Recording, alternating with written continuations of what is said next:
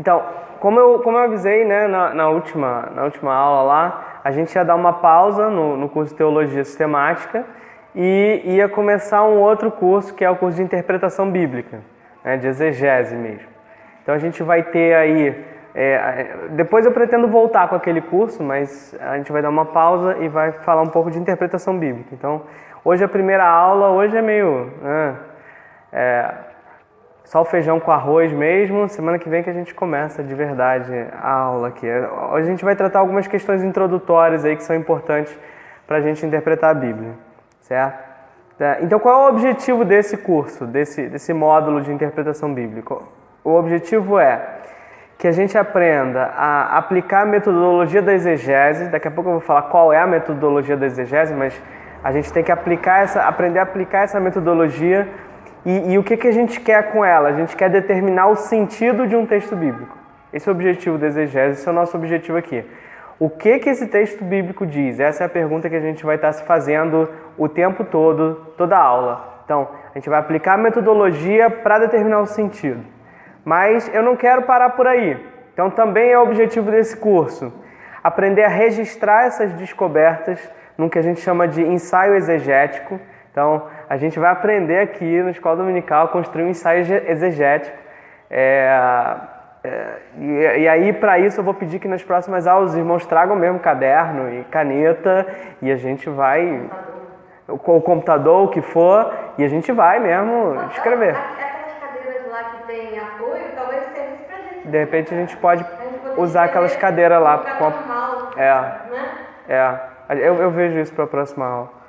E por fim, também o objetivo desse curso, que a gente consiga chegar disso em um estudo ou um sermão expositivo, certo? O objetivo é que todo mundo aqui saia daqui capaz de preparar um mini sermão, um estudo.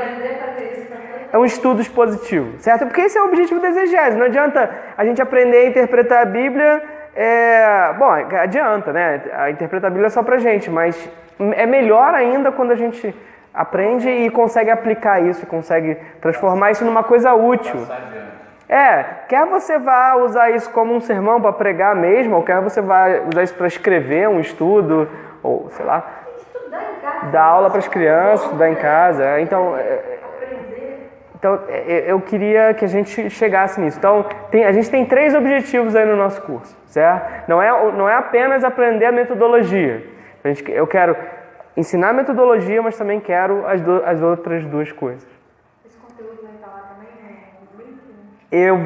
A apresentação? Eu vou dar um jeito de botar essa apresentação em algum lugar para vocês baixarem também. Não vai estar lá naquele recepção. Não, naquele mesmo site. Eu vou dar um jeito de botar lá. No teologiabiblia.wordpress.com. Mas esse vídeo eu vou botar no YouTube, como a gente já estava botando antes. A diferença é que antes eu gravava o vídeo e depois dava aula. Agora eu estou tentando fazer as 2 coisas ao mesmo tempo.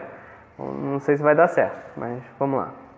Então, o que é exegese? Em primeiro lugar, como eu falei, a aula hoje é mais introdutória. O que quer dizer exegese? Exegese é uma palavra esquisita, né? Porque não é português, porque vem do grego exegesis, que vem de um verbo grego que é o exegelmai. E o que esse verbo grego significa? Ele aparece na Bíblia, nesses textos aí, Lucas 24, Atos 10. Basicamente, é Lucas que usa esse, né?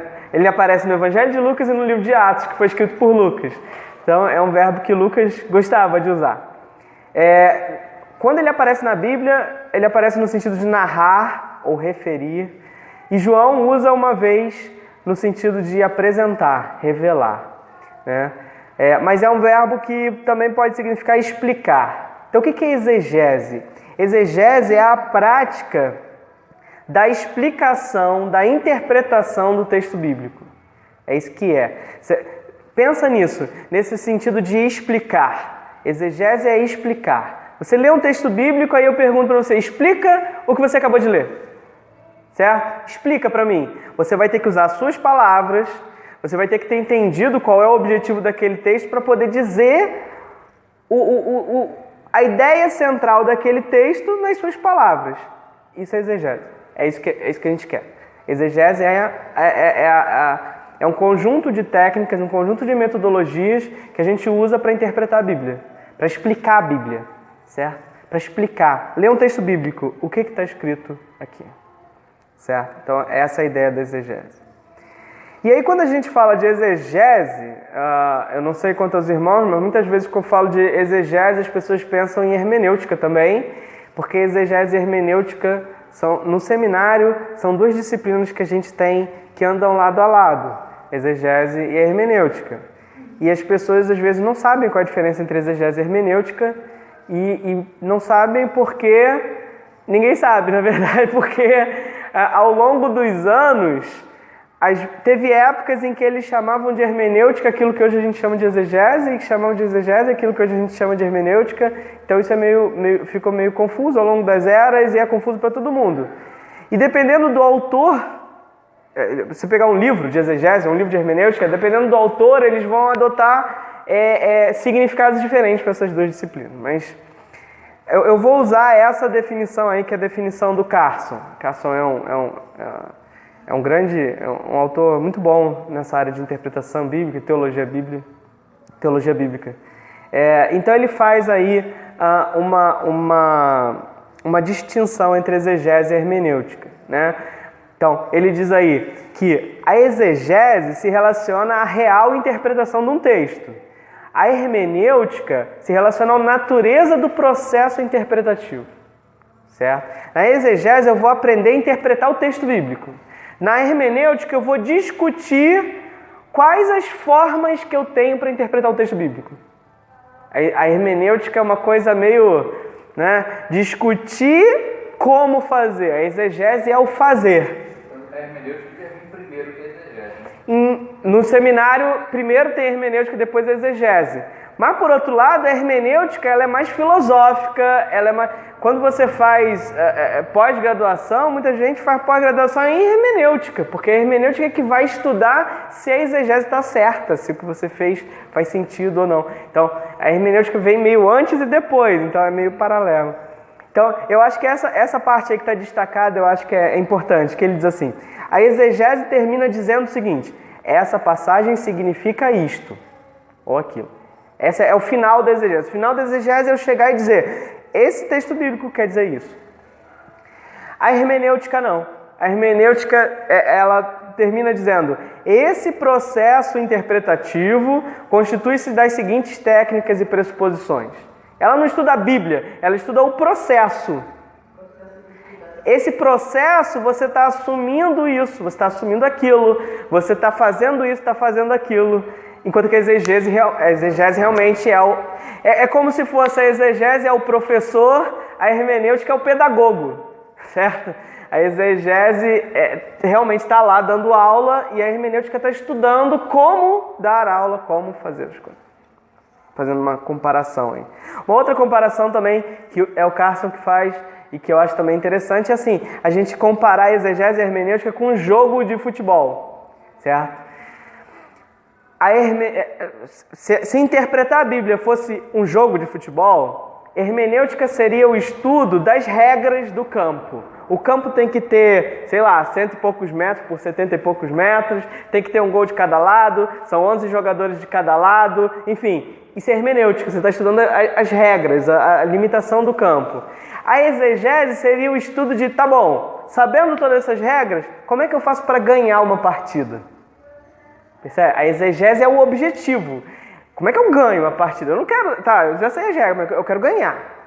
Então, a exegese é o estudo de como ganhar a partida. Dentro dessa regra, como é que eu faço? Como é que eu uso essas regras, eu uso aquilo que está à minha disposição para conseguir atingir o objetivo. Enquanto que a hermenêutica vai estudando as regras em si, ensina as regras. Então, as duas disciplinas são muito importantes.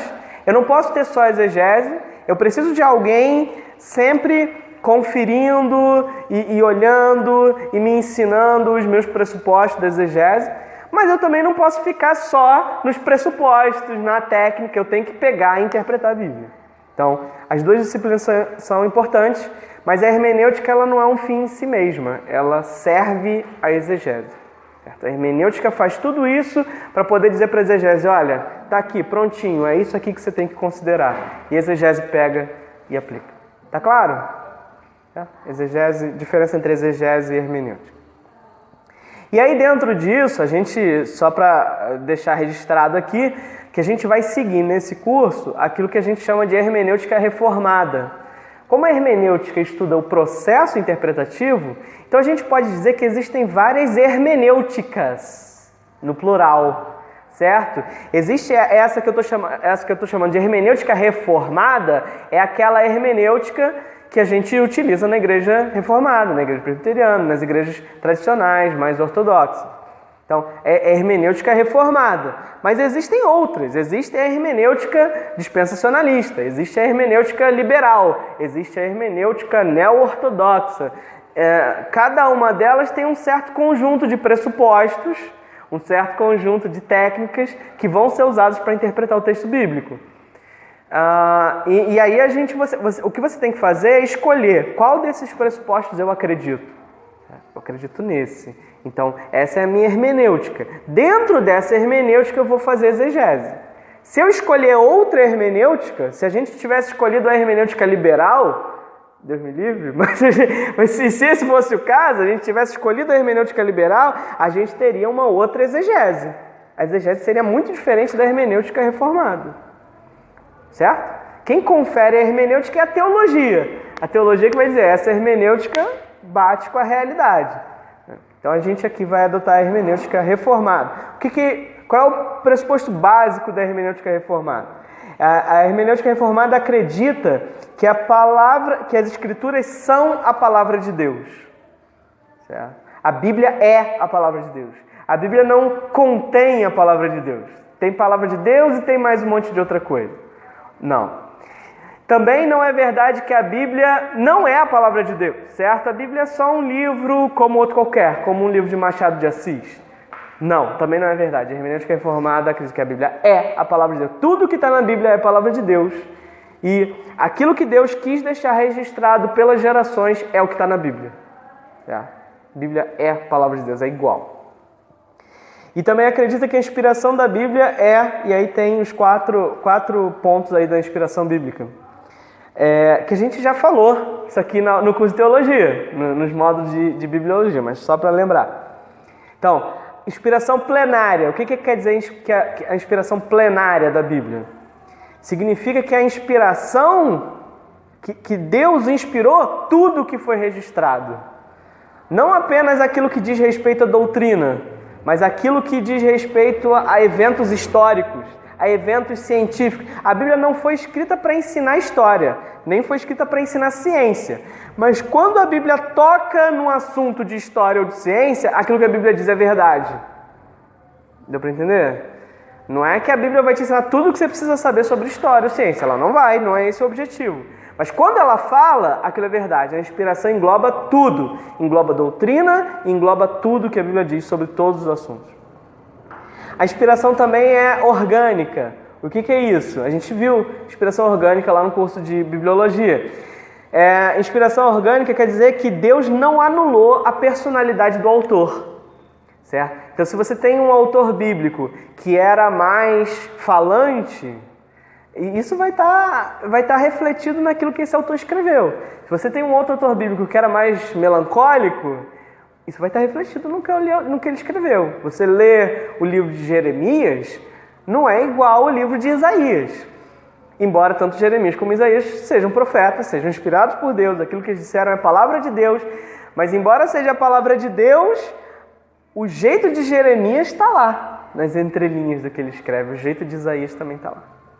A inspiração também é verbal, ou seja, a inspiração engloba cada palavra e cada pensamento. Cada palavra bíblica é inspirada. Ou seja, nenhuma palavra está lá fora do lugar, sem querer. Não foi sem querer, poxa, mas isso aqui podia ter sido outra palavra. Não. Aquela palavra está lá de propósito. Deus orientou e inspirou o autor para botar a palavra certa. E a inspiração também é sobrenatural. Por quê? A Bíblia é um livro sobrenatural. A gente não pode interpretar a Bíblia do mesmo jeito que a gente interpreta, como eu disse, um texto de Machado de Assis, ou um texto de qualquer outra pessoa. Mesmo de alguma pessoa crente, mesmo de, sei lá, Calvino, mesmo de Agostinho. Eu não vou pegar o livro de Agostinho e interpretar do mesmo jeito que eu interpreto a Bíblia. Por quê? Porque o livro de Agostinho é um livro natural. Embora o assunto seja sobrenatural, ele esteja falando sobre teologia, sobre verdades espirituais, mas é um livro natural, produzido de um modo natural. A Bíblia não é. A Bíblia foi produzida de um modo sobrenatural. Tem uma coisa que aconteceu com aqueles autores bíblicos que é diferente daquilo que Deus faz normalmente na nossa vida. Que coisa é essa? Inspiração.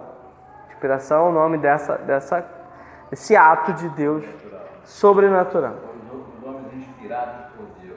Exato, né? Inspiração espiritual. Exato, ela é espiritual, ela é sobrenatural. Essa Bíblia Valorenta que dá mesmo na gente de ajudar a fazer tradução do texto bíblico. Pois é. Eu tenho vontade de ajudar, eu não tenho coragem. Porque a Bíblia diz, ai daquele que aumenta ou diminui. Isso. E como ela é verbal, e você diz Cada palavra é inspirada. Essencial ali, ela é a palavra essencial. Isso. O tradutor sofre muito. Exato, essa é uma questão importante, quer dizer, porque quando eu digo cada palavra é na língua original, no texto original, no manuscrito original, certo? Cada palavra daquela lá é inspirada. Na aula que vem, a gente vai aprender a primeira ferramenta da exegese, que vai ser exatamente tradução bíblica. A gente não vai aprender a traduzir a Bíblia aqui, porque eu não estou assumindo que todo mundo saiba grego e hebraico, mas a gente vai ver alguns princípios de tradução que são importantes, a gente tem que levar em conta na hora que a gente interpreta. E a gente vai voltar e vai falar sobre essa questão. Agora, essa sobrenaturalidade, né, que Deus produz filhos espirituais que pensam espiritualmente, pode ser que se traduza naquelas palavras do original que tem alguns significados e um deles serve para aquele texto. Não, e isso é certo. A gente vai ver isso também ao longo do curso. Que uma palavra, como é que a gente pode olhar um dicionário bíblico, né? Que uma palavra pode ter vários significados e apenas um deles serve para aquele texto, nem todos os outros. Sim, isso é verdade. Quando eu estou falando sobrenatural aqui, eu estou falando o seguinte, que a Bíblia, ela foi um processo sobrenatural e ela tem um objetivo sobrenatural, certo? É uma coisa extraordinária, porque quando a palavra é pregada, quando o evangelho é pregado, isso transforma a vida das pessoas. Então, quer dizer, a Bíblia, então, ela tem essas características, a inspiração é plenária, orgânica, verbal e sobrenatural, e a gente está assumindo isso. Na exegese, a gente não vai provar isso. A gente não vai passar o nosso curso estudando o que essas coisas significam. Percebe? Isso é o objetivo da hermenêutica. Na exegese, a gente está assumindo que isso é verdade e agora a gente vai tentar interpretar a Bíblia a partir disso. Uma citação que eu gosto muito sobre isso é uma citação do Greg Bunsen, que ele diz o seguinte: as escrituras são interpretadas corretamente apenas quando? Quando que as escrituras são interpretadas corretamente? Apenas quando elas são interpretadas de acordo com a sua letra, literalmente, no sentido normal, histórico, gramatical, levando em conta o gênero literário de um texto, se ele é figurativo ou não, e a intenção do autor, como determinada semanticamente pelos contextos local e remoto. É o único jeito de interpretar a Bíblia correto. E isso, aí você lê isso e você diz, isso é óbvio, certo? Não é óbvio. Tem hoje toda uma tendência na literatura, por exemplo, de considerar um livro, uma obra literária como uma obra de arte. E se é uma obra de arte, ela não pertence ao autor, ela pertence ao leitor.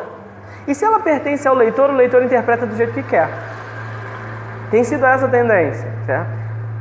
Tem sido essa tendência na arte. Você olha um quadro de arte moderna, não adianta você perguntar o que o autor quis transmitir com esse quadro. Não importa. Se você comprou o quadro é teu, você vai botar na sua sala, o que importa é o que você... É o que você quer com aquele quadro. Essa tem sido a tendência na arte, essa tem sido a tendência na literatura. Um autor escreve, Machado de Assis escreveu alguma coisa, não importa o que Machado de Assis quis dizer no século XIX com isso. 19? Com isso. O que importa é que eu vou ler agora e o que eu quero dizer com esse texto. Essa tem sido a tendência na arte e na literatura. e eu não sou especialista em arte e literatura, eu não vou entrar em discutir se essa tendência é correta ou não lá. Mas o que eu posso dizer é, essa tendência não é correta na Bíblia. Eu não posso pegar a Bíblia e dizer, não importa o que Moisés quis dizer, eu vou ler esse texto e vai ser o que eu quero dizer. Isso é errado. É teologicamente errado, é imoral, é um pecado. Porque eu não posso pegar a Bíblia e torcer e fazer a Bíblia dizer o que eu quero dizer, não. Lembra? Princípio da hermenêutica reformada, a inspiração plenária, orgânica, verbal e sobrenatural. Qual é a implicação disso? A implicação disso é que aquilo que Deus quis dizer é igual àquilo que o autor humano quis dizer. Então, o que o autor humano quis dizer quando? Quando ele escreveu. Tanto quanto Moisés, quanto a Paulo. Exato. O que Moisés quis... vai ser sempre a mesma, não é isso? O que Moisés quis dizer na época de Moisés é o que Deus quis dizer na época de Moisés. O que Paulo quis dizer na época de Paulo é o que Deus quis dizer na época de Paulo. Pode ser reportado à época de Moisés. Pode ser aplicado. Aquilo... Quando Paulo escreve uma carta, o que Deus está falando primariamente àquelas pessoas para quem Paulo está escrevendo a carta. É claro que eu posso ler isso e encontrar princípios, encontrar doutrinas que se aplicam a todas as pessoas. Os princípios, as doutrinas daquele texto se aplicam a todo mundo. Mas o sentido do texto é para aquelas pessoas, para aquela época. E é isso que ele está dizendo aí. Eu tenho que interpretar o texto bíblico de acordo com a intenção do autor no contexto original. Isso que também é hermenêutica reformada. Por isso que a hermenêutica reformada também é chamada de método histórico gramatical. Hã? Não sei. Tem outros, tem o método liberal, tem outros métodos. Mas por causa desse pedaço aqui, é histórico e gramatical. Ou seja, é o que Deus quis dizer dentro daquele contexto histórico e dentro daquelas palavras. Eu não posso tirar um versículo do contexto, não importa o que diz antes, o que diz depois, eu vou interpretar para mim, não. Do contexto gramatical, mas também não posso tirar o versículo do contexto histórico. Eu não posso pegar um texto que, sei lá, Ezequiel está falando alguma coisa para o povo daquela época e dizer, isso aqui é igualzinho o que a gente devia dizer para o povo hoje. Calma. Porque eu estou tirando o contexto histórico. O que pode acontecer é o seguinte, eu interpreto esse texto e digo, e vejo, Deus quis dizer isso naquela época. E isso é uma doutrina, isso é um princípio que se aplica hoje. A doutrina ou o princípio se aplica hoje. Eu acho que ele está falando assim, quando você diz lá em Marcos, o livro virar pela terra. Aí Paulo lá não repete, o livro virar pela terra. São textos que se aplicam. Porque isso que existe a referência lá no pedaço. Nós vamos ver isso. Isso é uma outra metodologia exegética que a gente vai ver, que é a ideia das referências, das citações. Nós vamos ver isso, como que a gente interpreta as citações. Mas assim, o que eu quero destacar aqui é que você não pode correr com isso. No final a gente vai pegar isso e vai tentar aplicar isso aos dias de hoje, porque é isso que a gente quer. Mas eu não posso aplicar rápido demais. Eu preciso interpretar primeiro naquele contexto histórico, gramatical do passado, para depois tirar uma doutrina e essa doutrina eu vou aplicar hoje. A doutrina, não o texto literalmente. Porque se eu aplicar o texto literalmente, é um erro. Porque eu vou estar tirando o texto daquele contexto histórico gramatical. Tanto que não podemos aplicar a doutrina levítica. Exato. Já no Novo Testamento. Exato. Sei lá, você pega lá... E não apenas a legislação de Levítico, mas mesmo dentro do Antigo Testamento, você vê, por exemplo, tem vários textos de Gênesis que diz que os patriarcas construíram um altar. Certo? Abraão foi no lugar e construiu um altar. Mais famoso talvez é aquele de Jacó em Betel. E ele construiu um altar em Betel. Depois, na lei de Moisés, a lei de Moisés vai proibir você de construir um altar. Porque o único lugar de adoração vai ser a cidade que o Senhor teu Deus escolher, que é Jerusalém, que vai ser Jerusalém. Então, fora do tabernáculo, fora do templo, você não pode construir altar. Mas Jacó construiu.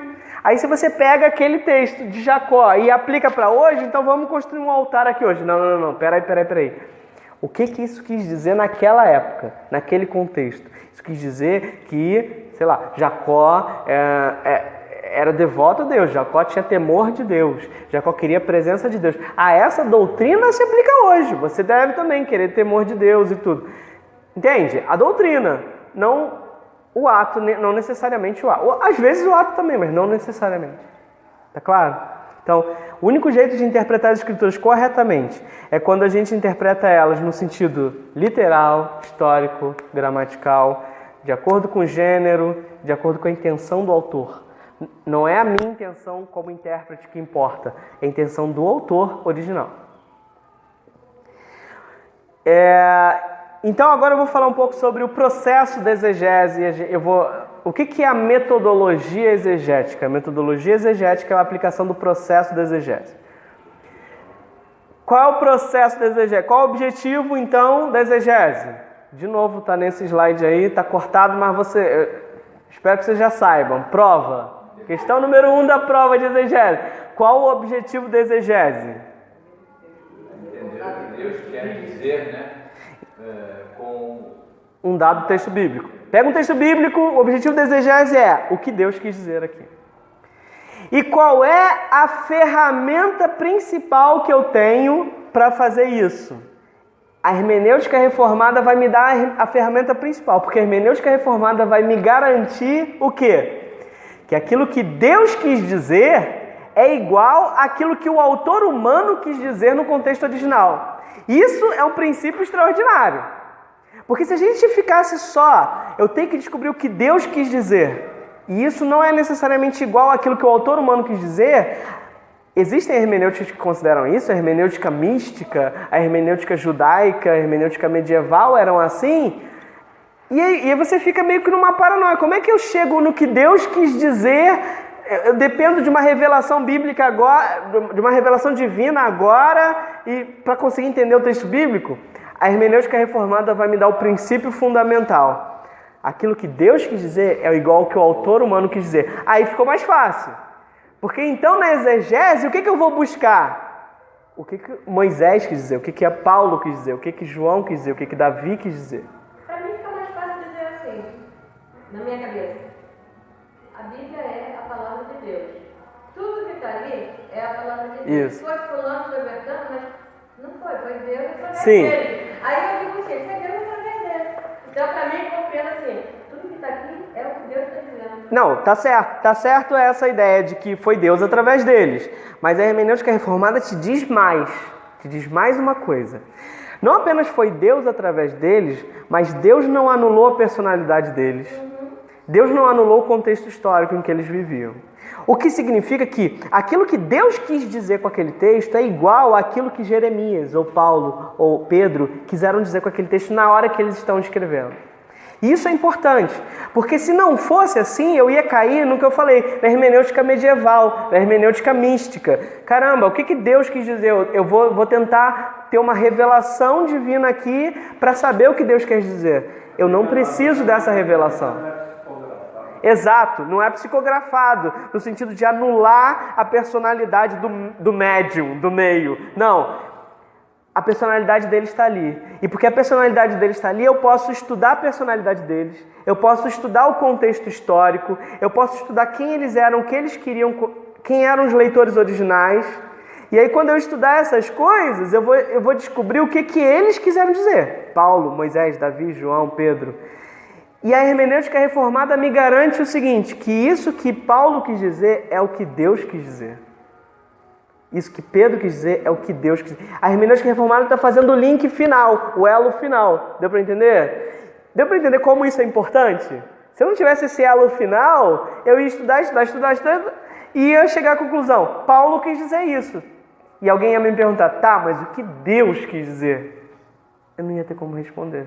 Eu ia precisar de alguma coisa sobrenatural. Mas não, a hermenêutica reformada me garante aquilo que Paulo quis dizer é o que Deus quis dizer. Isso é ele para dizer. De fato, É assim que ele fala. Paulo, em especial, fala exatamente isso. Paulo diz assim, aquele que dentre vós é espiritual, reconheça que aquilo que eu estou dizendo é mandamento do Senhor. É Deus que está falando. O que eu quero dizer é o que Deus quer dizer. Eu não. O que Paulo quis dizer, o que o Tiago lá quis dizer, Pedro, ou João, ou Davi, ou Salomão, inspiração garante isso. Percebe a importância da hermenêutica reformada aqui? Se a gente tivesse uma hermenêutica mística, uma hermenêutica liberal, a gente não podia garantir nada disso. A gente estava perdido para tentar descobrir o que Deus quis dizer. Mas a hermenêutica reformada liga as duas coisas. O que Deus quis dizer é o que Paulo, Moisés, Lucas quiseram dizer. Certo? Isso é importantíssimo. Então, qual é a metodologia exegética? Como é que funciona? Se o que Deus quis dizer é o que o autor humano quis dizer, como é que eu descubro o que um autor humano quer dizer? Se eu pegar uma carta sua que você já escreveu há muito tempo atrás, como é que eu posso saber o que você quis dizer naquela carta? Eu, no caso, é meio difícil, né? Não, sim, mas qualquer ser humano. Se eu quiser... se eu quisesse descobrir... Daquela altura que o cara escreveu. Eu tenho que olhar o contexto da época, o contexto histórico. Eu tenho que olhar o estilo, o gênero literário, certo? Porque eu não interpreto uma poesia do mesmo jeito que eu interpreto uma carta de amor. Que também eu não interpreto do mesmo jeito que eu interpreto uma notícia de jornal. Que eu não interpreto também do mesmo jeito que eu interpreto um dicionário. Então, depende do gênero, depende do estilo. O que mais que eu tenho que olhar? Então, eu tenho que olhar o estilo, eu tenho que olhar o contexto histórico, o contexto gramatical. Essa frase aqui não aparece do nada, não é uma frase solta. Tem coisas que vêm antes, tem coisas que vêm depois. Aquilo que vem antes e aquilo que vem depois determina o que essa frase quer dizer aqui. Então, é isso que eu estou tentando representar nessa figura aí. Então, por exemplo, aqui está o texto bíblico. Isso aqui é o texto bíblico, certo? Eu vou olhar. Isso aqui era para ser um olho, tá? A minha tentativa de desenhar um olho no computador. Isso era um olho. Então, eu vou olhar para esse texto bíblico por um ângulo e vou chegar a uma conclusão, certo? Vou aprender alguma coisa a respeito disso. Qual é esse ângulo? Por exemplo, esse texto bíblico é uma poesia. Digamos que seja o Salmo 23. Eu quero interpretar o Salmo 23. Primeira coisa, esse texto bíblico é uma poesia. Então eu vou interpretar ele como uma poesia. Então eu anoto lá. Uma conclusão que eu já tenho é uma poesia. Já é uma informação. Depois eu vou olhar para esse texto bíblico de outro ângulo. Tá, agora sem pensar no estilo, mas pensando no autor. Quem escreveu o Salmo 23? Davi. Opa, Davi, o que eu sei sobre Davi? Davi tinha sido pastor quando era jovem, Davi foi rei de Israel. Então eu anoto o que eu sei sobre Davi, sobre o autor. Depois eu faço o quê? Olho pro texto bíblico sobre um outro ângulo. Tá, eu quero interpretar o Salmo 23, versículo 4. O Salmo 23, versículo 4 aparece depois do 3 e antes do 5. O que diz o 3? O que diz o 5? Isso vai determinar o que o 4 diz. O contexto gramatical. Depois eu vou olhar para um outro ângulo. Será que o Salmo 23 é citado em algum outro texto bíblico? Por exemplo, Apocalipse vai citar o Salmo 23. Opa, então, para interpretar o Salmo 23, eu vou ter que ler aquilo que está lá em Apocalipse sobre o Salmo 23. Aí nós vamos chegar lá no pé da Bíblia, na referência. Isso, a gente vai usar aquelas referências que a gente tem lá no seu pé da Bíblia. Então deu para entender? Eu vou olhar para o texto bíblico de vários ângulos diferentes. Cada ângulo desse vai me dar um certo conjunto de informações. Depois eu vou pegar todas essas informações, vou juntar. Quando eu juntar todas essas informações, o que é isso? O nome disso o nome técnico disso é ensaio exegético. O ensaio exegético é a coleção de todas as informações que você teve olhando o texto bíblico por vários ângulos diferentes. Tá claro? Isso é um ensaio exegético. E aí, quando eu tiver um ensaio exegético, eu vou ter uma ideia melhor de qual é o sentido do texto. É uma ideia melhor do que a ideia que eu teria se eu não soubesse que foi Davi que escreveu o Salmo 23. Ou se eu não soubesse que o Salmo 23 é uma poesia. Quando eu considero todas essas coisas, eu tenho uma ideia melhor. Um jeito da gente entender isso aqui é o seguinte: o trabalho do exegeta é mais parecido com o trabalho de um detetive, enquanto que o trabalho do hermeneuta é mais parecido com o trabalho de um advogado. O advogado, ele vai pegar quais são as regras, aplicar a lei. A regra é essa, não está batendo aqui, isso tá certo, isso está errado. O trabalho de um juiz, sei lá. O trabalho do exegeta é mais parecido com o trabalho de um detetive. Houve um crime nessa sala. Como é que eu descubro quem matou, qual arma, como matou? Como é que eu descubro isso? Eu percorro a sala inteira, por todos os cantos, procurando uma evidência. Ah, aqui tem uma impressão digital. Ali tem, sei lá, uma amostra de DNA. Ali tem, sei lá, um pedaço de... é claro que o meu detetive aqui é um detetive idealizado. Não sei como é que um detetive faz isso na vida real. Mas o Sherlock Holmes, lá, o detetive idealizado, ele faz isso. Aqui tem isso, aqui tem aquilo, aqui tem aquilo. E depois você reúne. Algumas dessas pistas talvez não sirvam para você interpretar a coisa final. Nem sempre você vai procurar as mesmas pistas, dependendo do caso. Mas com certeza, o conjunto das pistas vai te dar uma ideia melhor do que aconteceu. Então é isso, esse é o trabalho do exegeta. O trabalho do exegeta é procurar pistas. Eu vou procurando pistas. Tá, vamos olhar para esse texto aqui, vamos procurar uma pista. Quem foi que escreveu? O que eu sei sobre essa pessoa que escreveu? Esse texto é citado em outro lugar? O que eu sei sobre essa outra citação? Enfim, então eu vou procurando pistas. E o ensaio exegético é o documento, não precisa ser um documento formal, pode ser no seu caderno lá. Mas é naquele texto que estão reunidas todas as pistas. As pistas que eu encontrei foram essas. São esses fatos que levam a muitos estudiosos a crer que Hebreus foi escrito por Paulo. Alguns acreditam que Hebreus foi escrito por Paulo, por causa de algumas pistas. Outros, por causa de outras pistas, acreditam que não foi. Mas assim, então, a interpretação bíblica é isso, é o reunir pistas. Usando uma outra comparação, o trabalho do exegeta é um trabalho de usar ferramentas, certo? Cada ponto de vista desse aqui é uma ferramenta. Eu quero construir um banquinho. Como é que eu faço para construir um banquinho? Eu tenho que ter madeira. Mas não basta ter madeira. Eu tenho que lixar a madeira. Eu tenho que envernizar a madeira. Eu tenho que ter prego. Uma coisa que corte a madeira. Aquilo que eu uso para cortar a madeira não é a mesma coisa que eu vou usar para prender o prego na madeira. Certo? Eu vou usar um martelo, ou vou usar um serrote, ou vou usar uma lata de verniz, ou vou usar, sei lá o que as pessoas usam para construir um banquinho, que eu não sei. Mas eu vou usar qualquer outra coisa. Então, eu tenho várias ferramentas. E o bom construtor de banquinhos, ele vai ser capaz de dizer, eu preciso fazer isso. Qual é a ferramenta que eu uso para isso? Eu uso essa ferramenta. Ele usa a ferramenta adequada para aquilo. Então, exegese é o estudo das ferramentas. É isso que a gente vai fazer ao longo desse curso. A gente vai estudar as ferramentas. Uma ferramenta, a utilização de traduções bíblicas, que a gente vai ver na aula que vem, é a primeira. Outra ferramenta a gente vai ver a análise do contexto literário. Outra ferramenta, os vários gêneros literários que tem na Bíblia.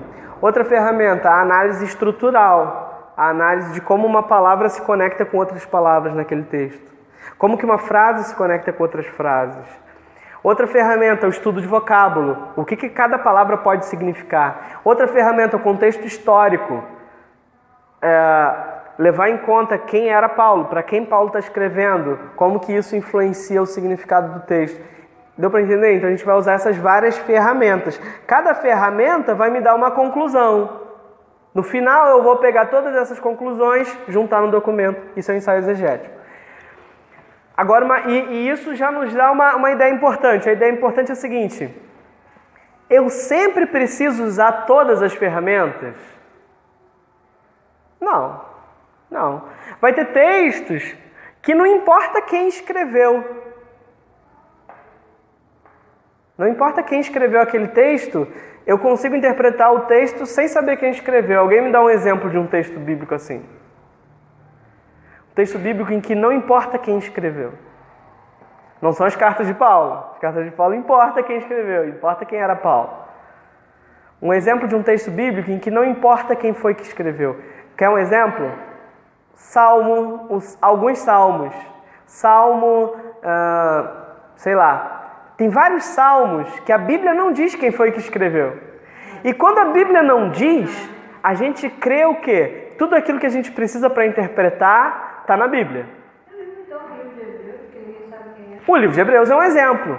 O fato de que Deus não nos disse quem foi que escreveu, Deus está dizendo o seguinte: não importa, você não precisa saber. Alguém escreveu, mas você não precisa saber disso. E se você não precisa saber, isso significa que uma dessas ferramentas eu não posso usar no livro de Hebreus, em alguns salmos. Quando eu não sei quem é o autor, eu posso ter certeza, pela hermenêutica reformada, por aqueles princípios da hermenêutica reformada, eu posso ter certeza, não importa quem é o autor. Deu para entender? Então é isso. Então o que é o processo exegético? Consiste em usar várias ferramentas para encontrar qual é a intenção do autor no contexto original. Esse é o objetivo, é isso que eu estou sempre perguntando. Qual é a intenção do autor? O que o texto bíblico diz? Então eu vou usar várias ferramentas para conseguir isso. Coletar essas informações para entender qual é o sentido do texto. Depois a gente vai aprender como que eu aplico esse sentido nos dias de hoje também. Isso é uma outra ferramenta, mas não é a primeira. A gente nunca pode partir disso. Eu quero saber o que esse texto diz para hoje. Primeiro você tem que saber o que ele diz naquela época. Depois a gente vai concluir o que ele diz para hoje. Certo? E então, para terminar, vamos falar um pouco sobre a postura do exegeta. O que se requer de alguém que se aproxima da Bíblia? O que se requer? Que a pessoa tenha fé em Deus. Parece ridículo você dizer isso. Para você interpretar a Bíblia, você precisa crer que Deus existe. Não é ridículo. Tem um monte de gente que tenta interpretar a Bíblia sem acreditar em Deus.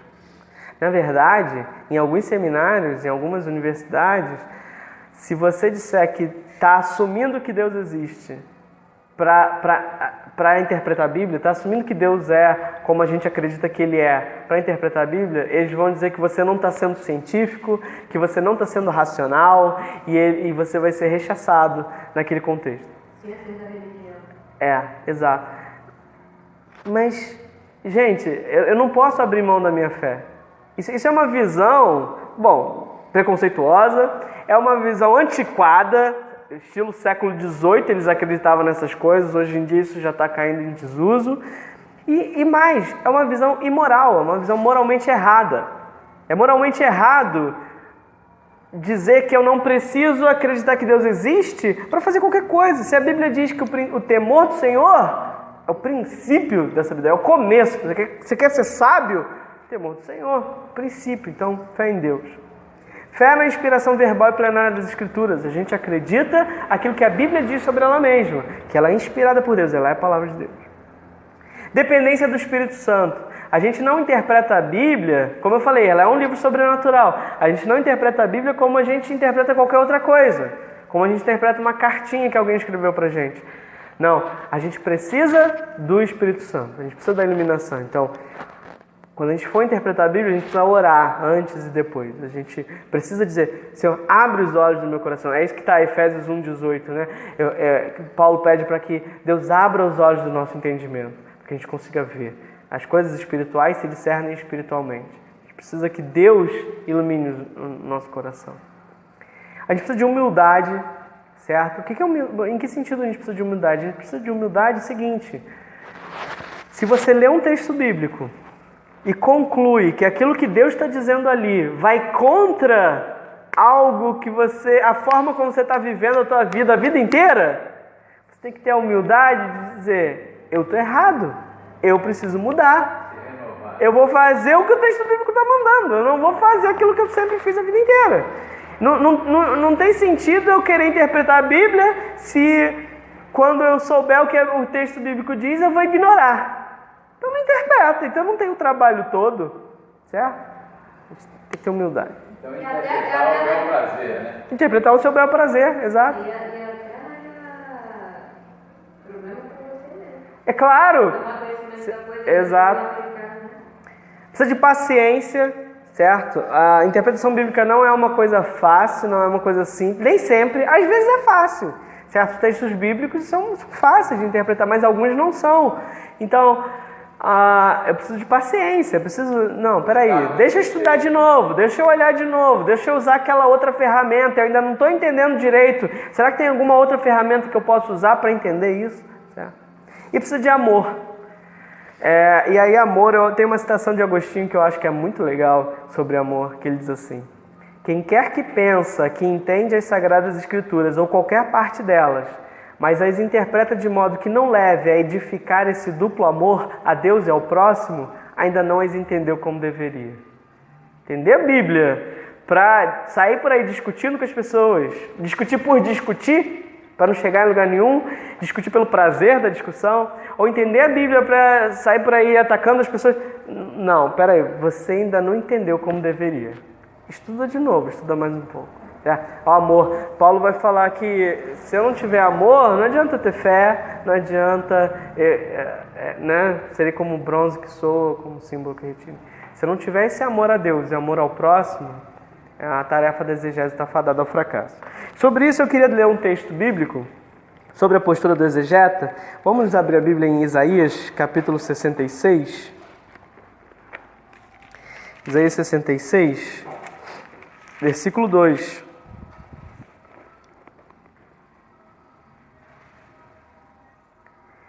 Isaías 66, 2, diz assim: porque a minha mão fez todas essas coisas, e todas vieram a existir, diz o Senhor. Mas o homem para quem olharei é este, o aflito e abatido de espírito, e que treme da minha palavra. O aflito e abatido de espírito, e que treme da minha palavra. Qual o contexto desse texto? Esse texto aparece num contexto em que Isaías está nos revelando os novos céus e a nova terra, a nova Jerusalém, como é o céu. E Deus vai dizer o seguinte, olha, ele está aí descrevendo quem é que vai para o céu. Nos versículos seguintes, se os irmãos lerem depois em casa, ele vai dizer o seguinte, olha, não importa, não vai para o céu quem faz atos exteriores de religião. O fato de você fazer um ato exterior de religião não leva você para o céu. Não vai para o céu quem mata o cordeiro na época do sacrifício, quem faz sacrifício, quem faz isso. Fazer o sacrifício sem ter um coração que condiz com aquilo, não serve para nada. É isso que Deus vai dizer aí nos próximos versículos. E nesse versículo 2, ele está descrevendo então qual é a característica daqueles que vão para o céu. Qual é a característica dos eleitos? Como é que os eleitos são? E como são? Aflito, abatido de espírito, que treme diante da minha palavra. A palavra de Deus, Deus fala e você treme. Deus fala e aquilo causa impacto em você. Percebe? Ele está descrevendo o que é um eleito. Um eleito é alguém que vai para o céu é alguém que é assim, que treme diante da palavra de Deus. E essa tem que ser a nossa postura. Quando eu leio a Bíblia, quando eu interpreto a Bíblia, eu preciso tremer diante dessa palavra. Ter essa humildade de dizer, eu estou andando errado. Eu preciso me corrigir. Eu preciso mudar.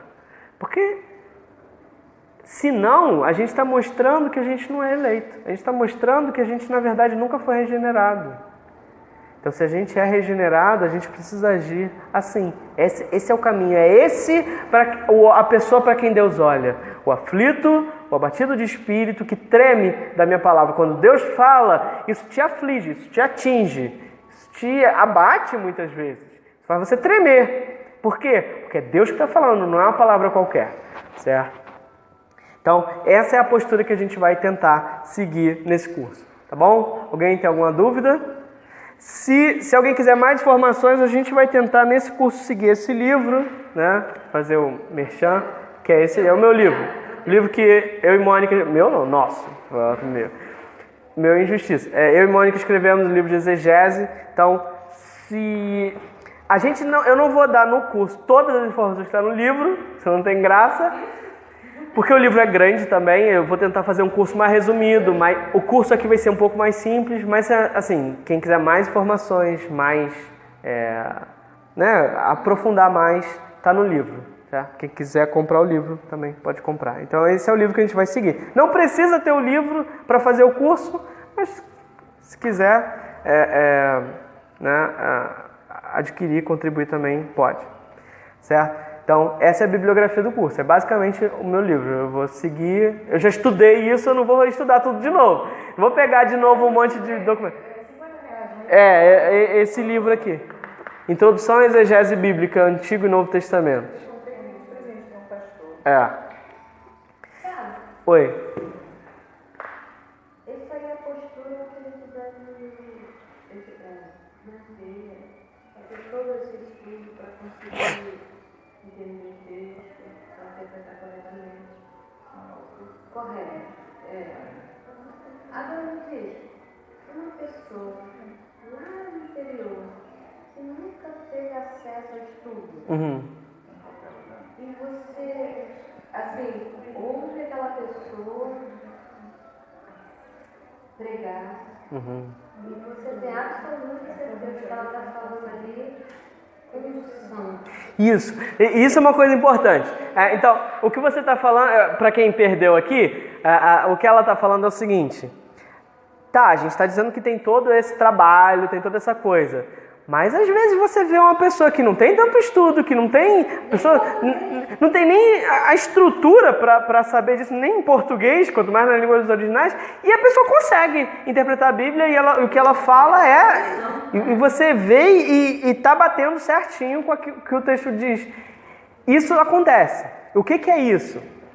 Como é que a explicação teológica disso está acontecendo? A explicação é a seguinte: existem textos bíblicos que são mais fáceis e existem textos bíblicos que são mais difíceis.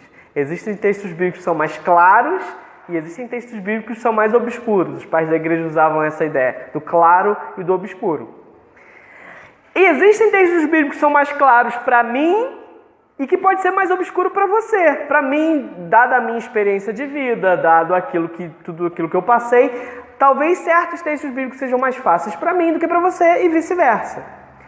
Então o que acontece é que certos textos bíblicos, você não precisa saber grego, hebraico, você não precisa de muitas dessas ferramentas para interpretar. Uma postura sincera, uma postura humilde, a iluminação do Espírito Santo, de maneira muito simples, usando ferramentas muito simples, muito básicas, você consegue chegar no sentido do texto certinho. Certos textos bíblicos, você não precisa de tanta ferramenta. Aquela figura das ferramentas, você não precisa de tudo isso. Certos textos bíblicos, uma leitura simples, com a iluminação do Espírito Santo, só uma ideia básica do que o texto diz, você já vai interpretar e vai estar certo. É isso que acontece muitas vezes. Só que o objetivo da exegese não é interpretar só os textos simples. É a gente ser capaz de interpretar tudo. Para ser capaz de interpretar tudo, tem textos bíblicos que você só vai conseguir usando um monte de ferramentas. Você vai precisar de muita informação, certo? São esses textos obscuros. Eu quero ensinar aqui as ferramentas para a gente conseguir interpretar mesmo alguns textos mais obscuros. Agora, não é verdade que todo texto bíblico você precisa de tudo isso. E mais, alguns textos bíblicos é fácil saber superficialmente o que ele diz. Pode ter algumas questões que você pode simplesmente deixar de lado e dizer o grosso. Por exemplo, João 3,16. Saber o grosso, a ideia geral do que João 3,16 diz, não é difícil. Qualquer criança é capaz de saber. Porque Deus amou o mundo de tal maneira, enfim. Qualquer criança é capaz de saber o grosso. Agora, se a gente entrar num debate teológico e a gente quiser discutir, o que Jesus quer dizer com o mundo aí? O que Jesus quer dizer com amor? Deus amou o mundo. O que quer dizer isso? Aí, quando a gente entrar no debate teológico, eu vou precisar de uma informação mais concreta, mais precisa, de um detalhe do texto. A exegese vai te dar a ferramenta para descobrir esse detalhe. Percebe? Então, você não precisa de todas as ferramentas para interpretar o básico de muitos textos, da maioria dos textos, na verdade. Mas você precisa para perceber esses detalhes.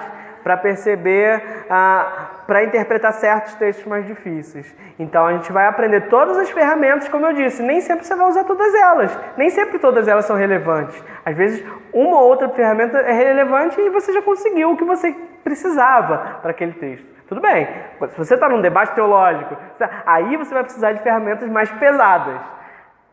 Aí a gente vai ter também. Então a ideia é dar para os irmãos essas ferramentas. Tá bom? Vamos encerrar. Já são 11h08. Vamos orar então para a gente encerrar.